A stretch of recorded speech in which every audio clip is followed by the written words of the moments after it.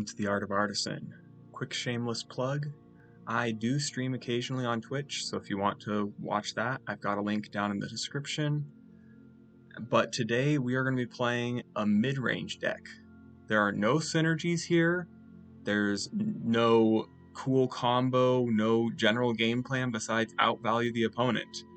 And I'm a little bit scared about that because in order to win with Artisan decks, you usually need some cool combo or way to get over what your opponent's doing. And here we're just trying to outvalue them without any rares or mythics.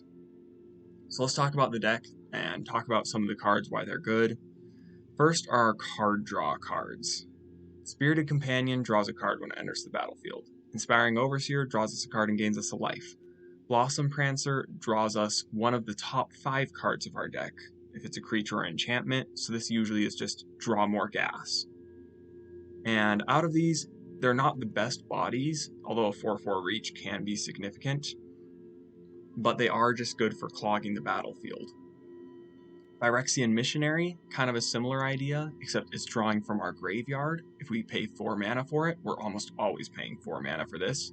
Although against aggro, a life-linking 2/3 for 2 is actually a really great body. Urborg Repossession, life gain, and it's a 3 mana, bring back 2 creatures from our graveyard to our hand, so that's more card advantage for 3 mana. And then this gives us inevitability. So we've got all this card draw, all this card advantage, lots of creatures and decent bodies, and that means in the long run, we're just going to keep having gas, even if our opponent runs out. So what we need to do is survive until the late game when we can just be dumping our mana into tons of card advantage. So we've got Cut Down, Infernal Grasp, Tear Asunder, and Rite of Oblivion. Rite of Oblivion is probably the only synergistic card in our deck. It's really nice with Spirited Companion and Inspiring Overseer and Jewel Thief, because Jewel Thief makes a treasure token, and these two don't have great bodies, so we can sacrifice them to Rite of Oblivion, exile anything.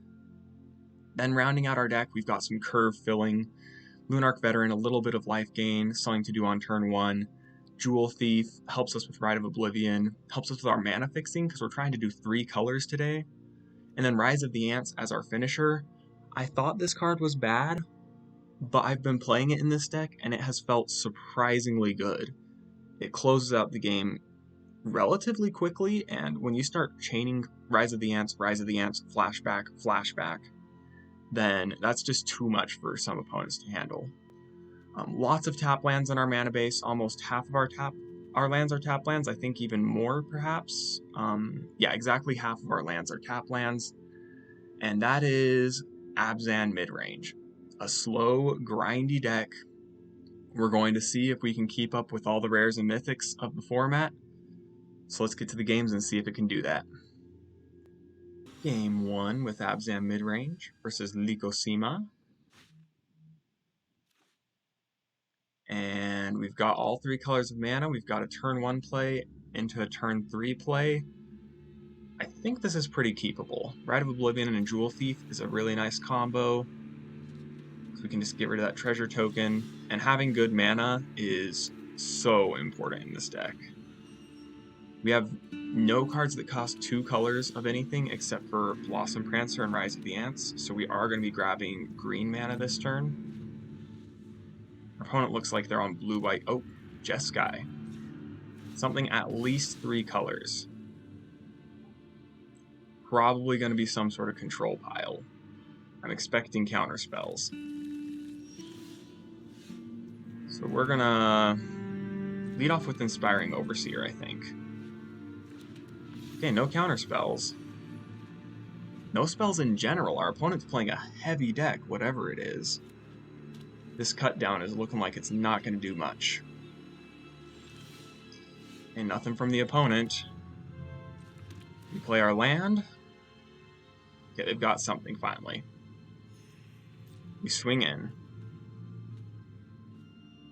I'm guessing this is going to be a Memory Deluge, and our opponent's just a control deck.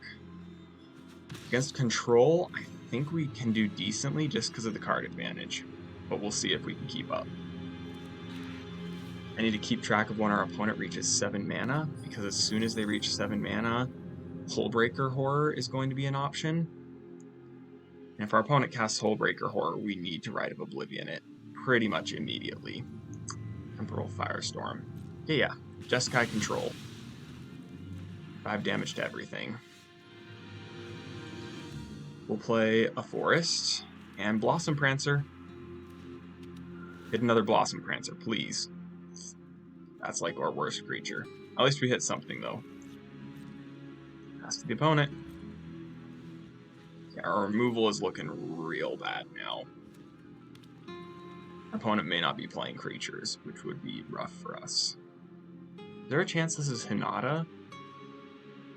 This could be a Hinata deck. That would be strange, but it looks like it's just a JeskAi ramp control. Yikes. Yikes, yikes, yikes. Okay, we're just going to play Lunarch Veteran here. We're going to save Phyrexian Missionary for getting Blossom Prancer back to get maximum, just keep on churning value. Card that I'd be very excited to see is Rise of the Ants. Opponent's almost at Hullbreaker mana. They're still not there.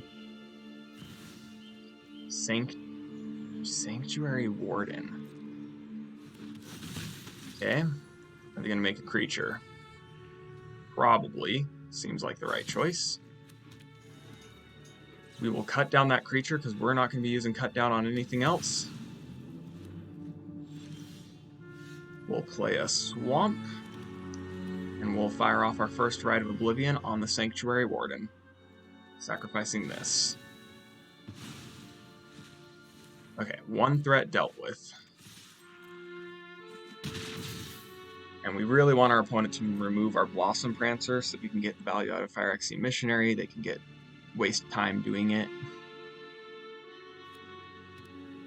Okay, Plains. They are definitely at Hullbreaker mana. If they play nothing, I'm going to be very suspicious of it. We will have 8 mana next turn, which is enough to play Phyrexian Missionary, kick it, and Rite of Oblivion if they play Hullbreaker Horror.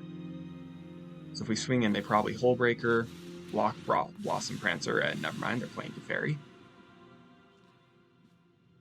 Not sure what Teferi is going to do for our opponent here. That's puts them up to 5 mana. Is this another Sanctuary Warden? Another Sanctuary Warden would be pretty rough. They untap, they gain 2 life. That 2 life is actually super significant.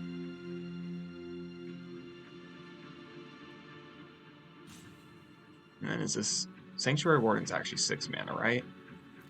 They exiled it. Yeah, it's 6 mana, so we're fine. Wow, temporary lockdown to kill the Lunarch Veteran. And we do have Terra Sunder in our deck, so we may be able to get that back eventually. Inspiring Overseer, fine to play it. It's card draw.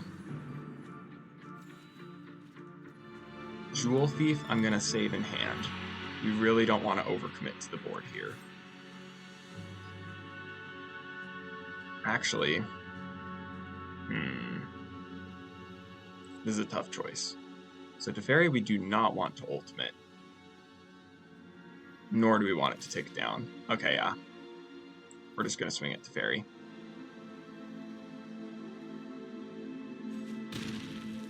Then Inspiring Overseer can hopefully finish him off next turn. We've got Jewel Thief into Rite of Oblivion. We've got Phyrexian Missionary to get back Blossom Prancer. Assuming they like Temporal Firestorm us again.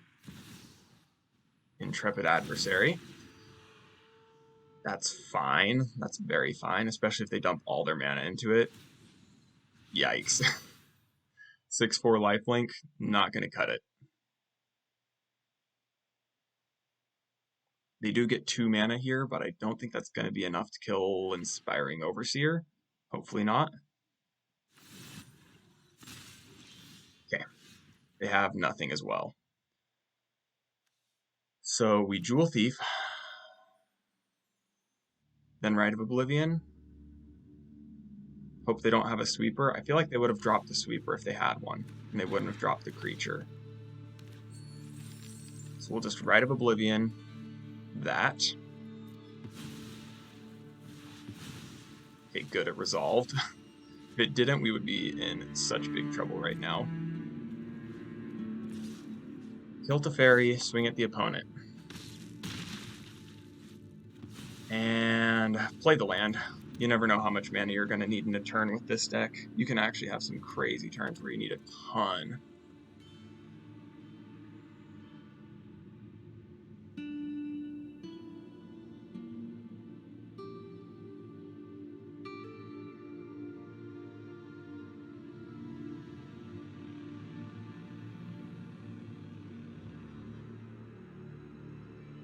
We are threatening lethal at this very moment. If our opponent's got temporary lockdowns in their deck, those are so useless against us. Almost all of our cards are above 2 mana cost, except for our removal. Silver Scrutiny, oh, they're trying to decide how many they wanted to draw. They're going for Temporal Firestorm. That's their only out here. Or at least they think it is. Oh, yikes. Did we get him? We got him. That's 9 damage. And outvaluing the control deck with Silver Scrutiny. That is a wonderful win to get. Let's get to game 2. Game number 2. Playing against Vampiro84. And we've got the awkward, only 2 colors of mana, but lots of stuff to do and card draw.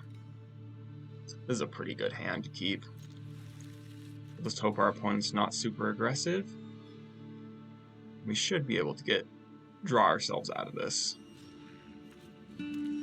Sweet. Not black mana, that's a little rough. But we do now have lots of mana to make all of our future draws pretty good. Spirited Companion. Go get him, puppy. That's our black mana.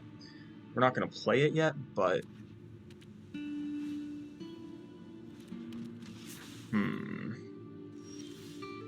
Alright, Electrostatic Infantry makes me very scared. But I don't think we can take an entire turn off just to handle it. I think we need to either draw into black mana or play our black mana next turn. Infernal Grasp. Okay. We've got answers to this Izzet pile. They played Stormcarved Coast, and I think they had the island in hand. So I think they're holding up protection spells. So it's probably best for us right now to just not play removal, because removal just gives our opponent a chance to play Spell Pierce or whatever. And if our opponent plays Spell Pierce, oh, never mind. Okay, we may just play Plains, Jewel Thief, Infernal Grasp, and get rid of one of these while our opponent's not protecting them. Cut Down is also solid. That lets us play Jungle Hollow, Jewel Thief, Cut Down. Jewel Thief. Opponent is tapped out. We can cut down. Auto pay. And we will attack. I don't think we're blocking this game. At least not very much. Until we get Blossom Prancer down. And once we get Blossom Prancer down, I think we just hard block them. This is looking like MTG Goldfish or the MTG Artisans Balmor deck. This could be a Balmor deck. In which case, I'm feeling pretty good about where we're at. We've got so much advantage over these next turns, and instead of trying to remove their creatures, which is what they want, they've got Shore Up in their deck. We're just going to drop a Blossom Prancer. Yeah, they don't have counter magic, they just have protection spells. Blossom Prancer. Good card. Great card, actually. We'll swing in with both. If we swing in with both, they can use Shore Up. What are the odds they have Shore Up in hand? Actually, we want them to use it if they've got it. If they've got Shore Up, we want them to waste it here. Yeah. And so we can block Phoenix Chick, with Blossom Prancer, or we can double block Electrostatic Infantry and feel pretty safe. Although if we double block Electrostatic Infantry and then they Lightning Strike our Jewel Thief, we just cry. So that's probably not the right call. I think we want to double block with Blossom Prancers once we get the chance. So we'll just do this. See what the opponent's up to. Serpentine Ambush. Oh my goodness. That was not the card I was expecting to see there. Yeah, that's an issue. Alright, so what can we do here? We can Rite of Oblivion, sacking the Spirited Companion, try to get rid of Electrostatic Infantry. If they have a protection spell, we Infernal Grasp it. That seems solid. That leaves us not needing that much mana, so we'll just do this. Rite of Oblivion on the Electrostatic... not yet. We swing out.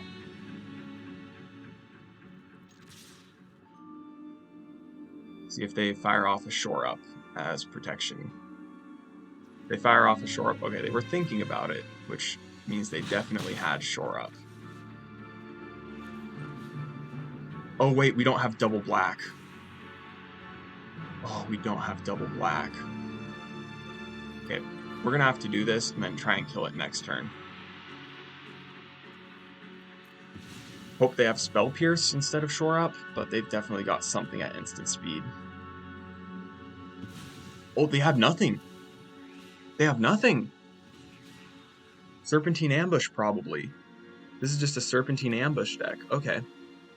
I personally like blue-white for Serpentine Ambush. Oh, nice. What are they going to cast here? Serpentine Ambush on the Phoenix chick? Or Kami Flare? Kami Flare, that's a solid option. Yeah, there goes our Jewel Thief, and we're taking 4 damage here. However, we can Blossom Prancer. And I'm considering choosing nothing. Yeah, I'm going to choose nothing here to gain 4 life. And then I feel pretty safe Infernal Grasping the Bloodthirsty Adversary. We can block with Blossom Prancer, we can play Phyrexian Missionary and get back a Blossom Prancer. We've got... Okay, they discard Alchemist Gambit. Extra turn spell. Not going to help them here. Phoenix Chick. Okay, if they... Oh, they don't have anything. So this costs 4 mana. That'll leave us with 3. I guess we just do this first. Draw into Lunarch Veteran. That's a great draw. We are feeling a little bit tight on our life total. Kick a Phyrexian Missionary. Get back Blossom Prancer. And pass the turn. Woo! This is feeling real good. I think we win the game from here. We've just got so much value. So much that we can spend our mana on. Honestly, is what it is. This had better not be double Serpentine Ambush. Double Serpentine Ambush would get us for a lot of damage here. The odds that they have something that kills us this turn, though, is so low. Yeah, okay. Just one on the Blossom Prancer. So we'll play this. We'll swing out. Gain a little bit of life. Play this. Gain another life. Inspiring Overseer, I think we take. That's a blocker for a Phoenix chick. And I think we're actually going to Rite of Oblivion one of these. Okay, no counter spells. And I'm going to do this before I forget to, even though technically it's right to wait till your opponent's turn. But I think they already know what colors our deck is, and we do not want to be drawing more lands right now. What do they got? A concession? A concession I will accept. They dump a Phoenix Chick.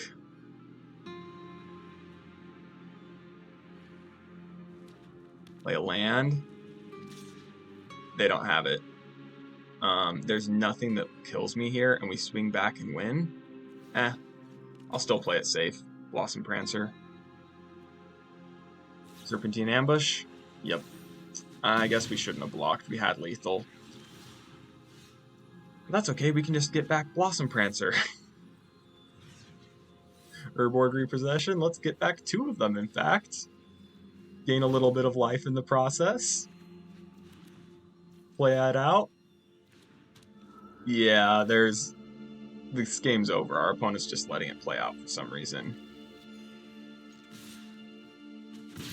We're almost back up to 20. We would be at 19 if we chose not to grab the Spirited Companion, but yeah. Alright.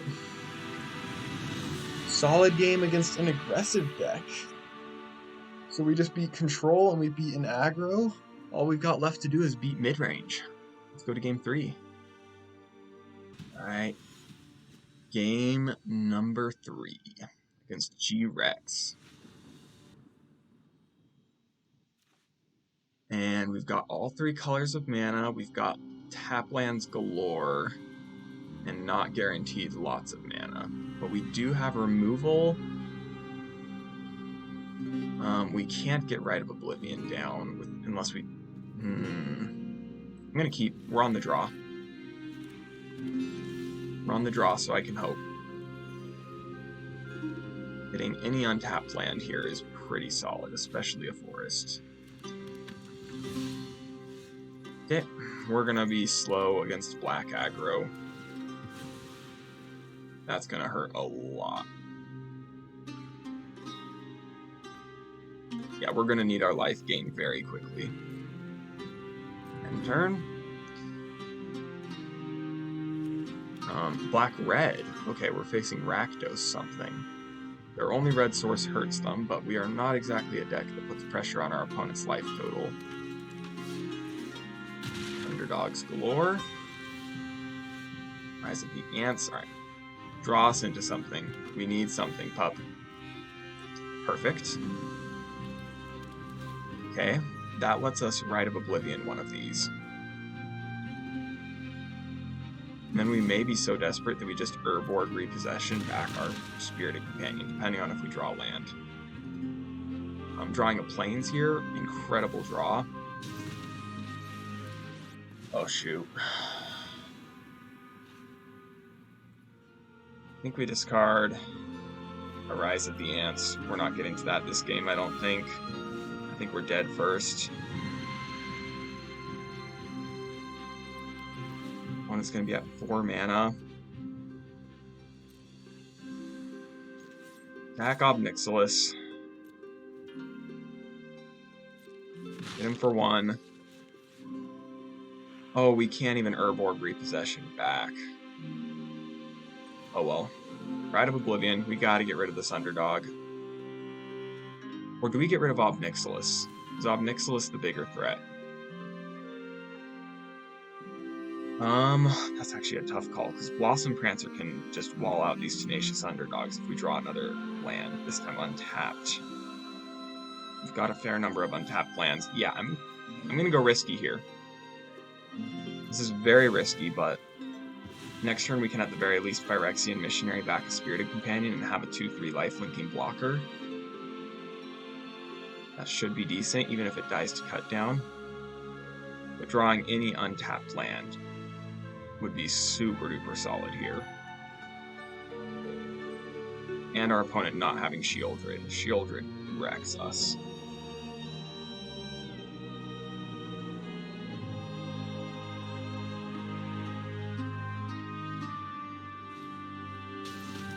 Fable. Okay, opponent needs mana right now. They're kind of in the same boat we are. They did not play land this turn, and then they played Fable, which tells me they are desperate for lands. Ay. That's our only white. We only have 1 white mana. That sucks. Back Spirited Companion. Not going to be great, though. Opponent's going to hit their land drops and potentially Shieldred.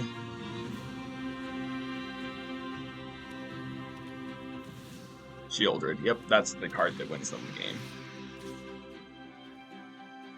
Yeah, block one of these or else we're going to die to Shieldred way too fast.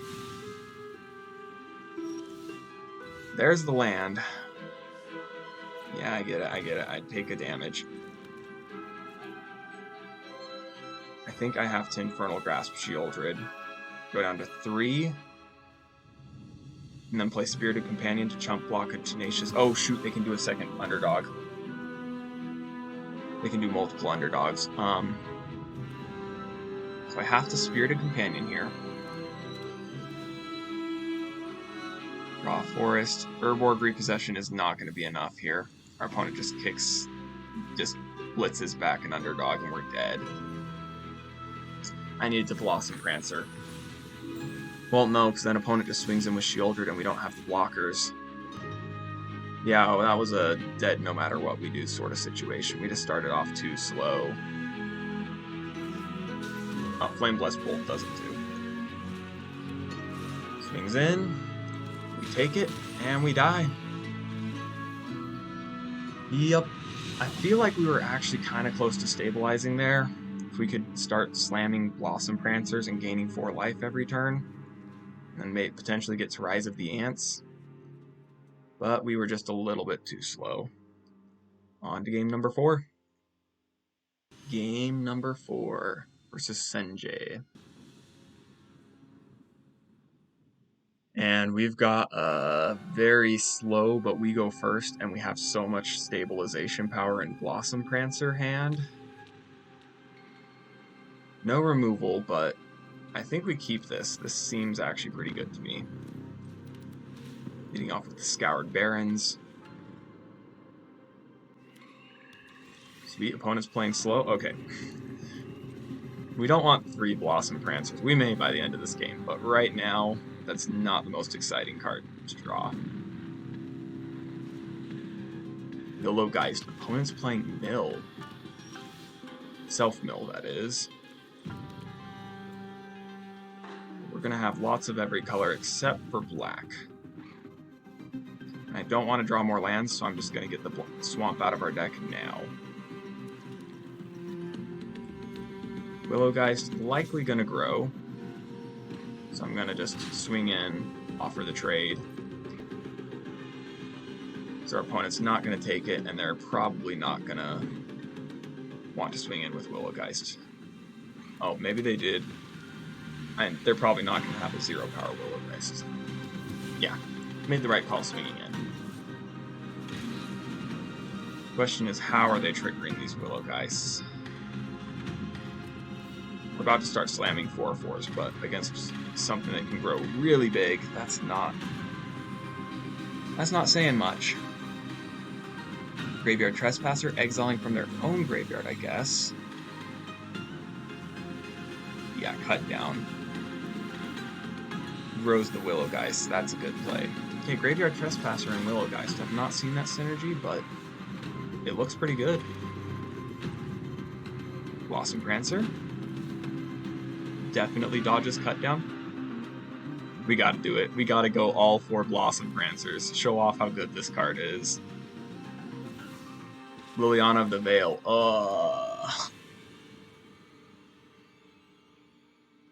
Makes a sacrifice. Okay. Swings in for a lot. Exiles the Blossom Prancer. Okay, the Graveyard Hate is actually huge here. So our opponent's just... Oh, that's so bad. That our opponent can just exile stuff. Blossom Prancer. I think we decline on that one. We need the life. And we're going to have so much value with all these Blossom Prancers that I think it's worth it. Okay. It's another Blossom Prancer exiled from our graveyard.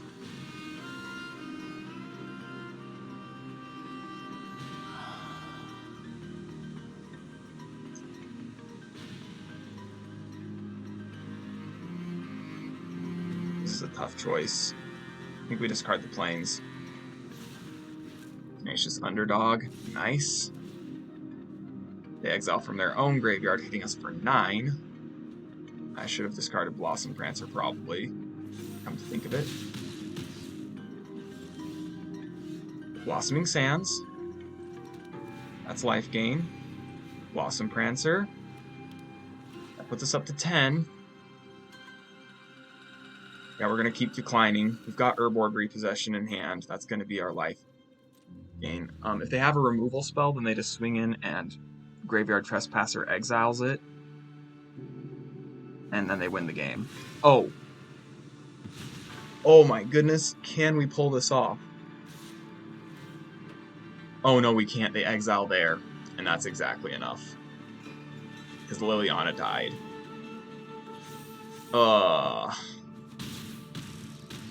Well, Graveyard Trespasser. We drew our removal a little bit too late. Their one-drop plays were a little too fast. And Blossom Prancer just died to a bunch of removal. Although it did gain us life, I actually was still impressed with Blossom Prancer that game. Let's go to Game 5 for the winning record. Game number 5, playing against Riff.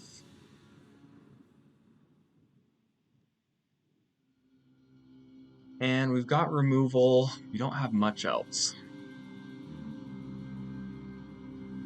I think our deck has good enough draws, though, that we keep this. All 3 colors of mana is hard to throw back, especially when we've got a good early game. We should have a decent late game.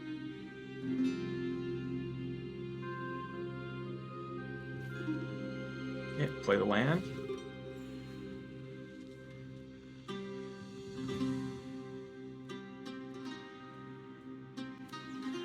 Opponent on something.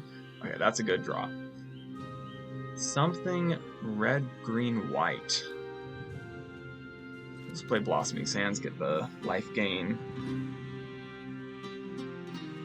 We've got Cut Down ready for whatever their turn 2 play is. Hopefully they play out like Gala Greeters.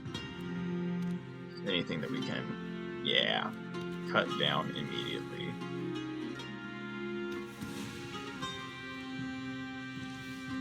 Rise of the Ants, not super great. We also have not drawn a land since the start, which is a little bit concerning. We've drawn our most expensive cards in our deck. Reckoner Bankbuster. Okay, we've got removal for that.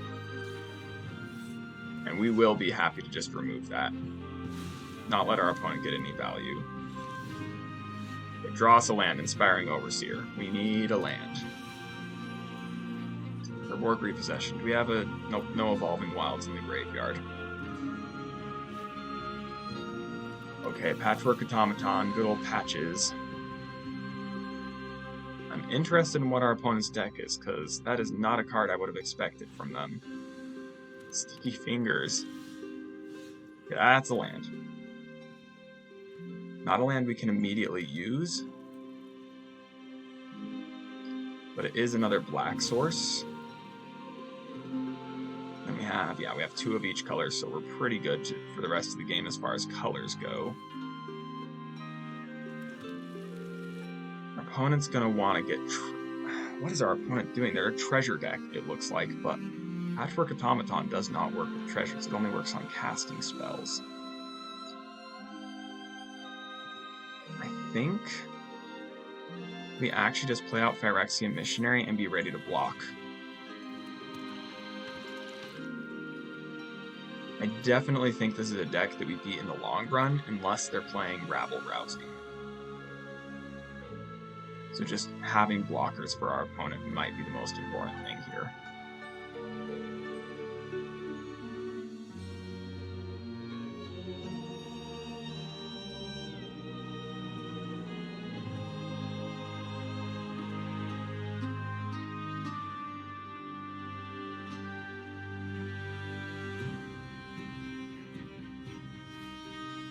Another Patchwork Automaton. Okay, that does pump up the first.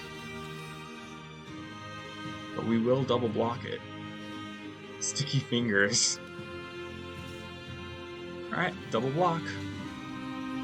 And happily double block. We lose our... They get to draw a card. That is a powerful effect there. That is a land. Blossom Prancer number 1. Finds Blossom Prancer number 2. Okay. We'll take the Jewel Thief. That's going to be good with Rite of Oblivion next turn, maybe. No attacks. We're going to just be ready to double block. Our opponent's stuck on lands, so not letting them get the treasures here is huge.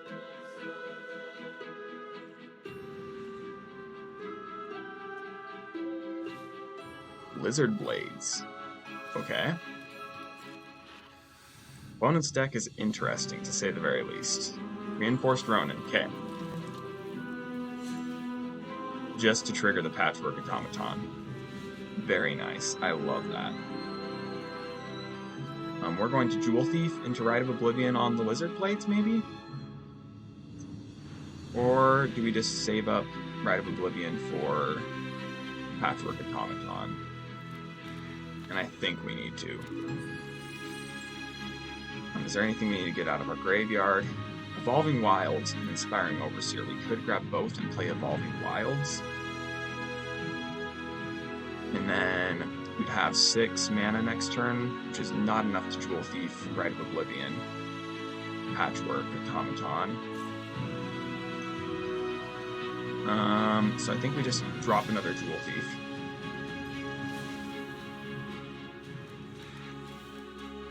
And then we can swing in with Blossom Prancer, I think. No, we can't, because our opponent's going to be double striking up the Patchwork Automaton. And that's going to be tough to kill. They're going to play Reinforced Ronin, equip Lizard Blades to Patchwork Automaton. And then it's going to be swinging in for a lot of damage. Double strike. Perhaps they don't do anything. Lightning Strike, okay. Yeah, we're happy to block your Patchwork Automaton this turn then, opponent. And you're investing pretty heavily in it, so this Rite of Oblivion is going to be quite the blowout. They don't even get to draw a card off of Sticky Fingers. Patches, yep. Sacrifice a non-land permanent, submit. Pay the ward 2. And we've got Cut Down for the Ronin. Yeah, this is solid. Jewel Thieves get in. We've got Rise of the Ants coming up.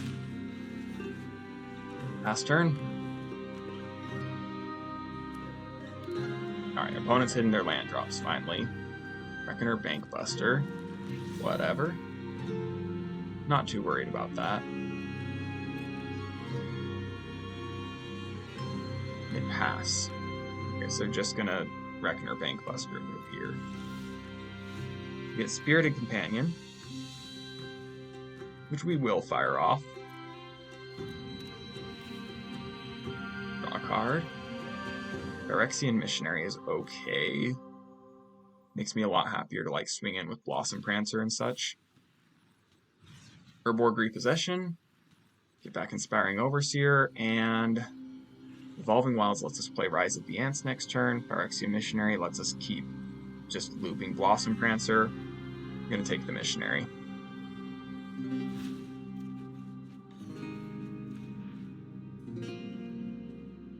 And we fire off. Opponent blocks. Do they have a pump spell? No. They might have Lightning Bolt. But Lightning Strike, we're just going to get back. Alright, no, they have nothing. Yeah, we got them. GG opponent. There is so little that saves our opponent here. Weatherlight completed, not going to cut it. And we beat a janky Naya Artifacts deck. Alright, that was pretty good. Well, let's get to the deck wrap-up. 3-2 record, something that I'm pretty proud of for a mid-range Artisan deck. Mid-range is one of the hardest archetypes to play for Artisan on ladder, and it worked out really well. So let's talk a bit about where the deck succeeded and where it failed.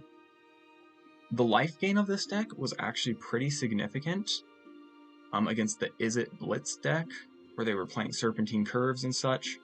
We gained enough life that they really couldn't do anything to us, and that was hugely important. Our Endless Value wrecked a control deck. Removal and Disruption wrecked the Naya Artifacts deck, where they were just trying to go all in on Patchwork Automaton. So, like, our mid-range aspects of our deck did really well. What didn't go well? Tap lands. We lost a game. I'm almost certain we lost the game due to tap lands. We could have started slamming Blossom Prancers. We could have started going really strong, but we just had to wait until turn 3 to play anything because Spirited Companion and 2 tap lands was our earliest play. So the tap land situation, I expected it. We're a 3-color deck, and I don't think there's any way to fix it. I don't think I'd change the number of tap lands because we were also really close to being color screwed. We were a little bit in some games even. So I don't know what to say about the land situation. If you're not playing on a budget, that is the biggest place to upgrade this deck. If you can upgrade the lands, if you already have good lands for this, then you should be able to make this deck far better. The other game that we lost, we drew 3 of our Blossom Prancers very early on, and we were just a bit slow. So underperformers and overperformers. Rise of the Ants did not do much these games. It is a card that I would recommend if you're playing this against other Artisan decks. In an Artisan versus Artisan format, 3/3 creatures are especially powerful because things like Malicious Malfunction are the only sweepers that you have. So this just gives you 2 bodies that are hard to kill for most control decks. Rite of Oblivion, we saw it do good stuff. I think it's right where it should be at 3 copies. We had a couple places where we didn't really have stuff we wanted to sacrifice to it. I think 4 copies would be excessive, so I think that's just right. Our early game is a little bit weak, though. Phyrexian Missionary is kind of a 4-drop, so our early game is literally just Removal, Lunarch Veteran, and Spirited Companion, which is not super strong. That being said, I do think that our removal is sufficient. I think we've got just the right balance of removal to handle most decks. Our card draw creatures worked wonders. I think they were actually, they were eating removal spells. They're pretty good for being just 1/1 and a 2/1 flying. Jewel Thief did its role really well, comboing with Rite of Oblivion, doing color fixing. I don't think we got to see it ramp us into Blossom Prancer on turn 4 any times. That is a common thing that it does. Blossom Prancer, I can't say enough about this card. It is fantastic.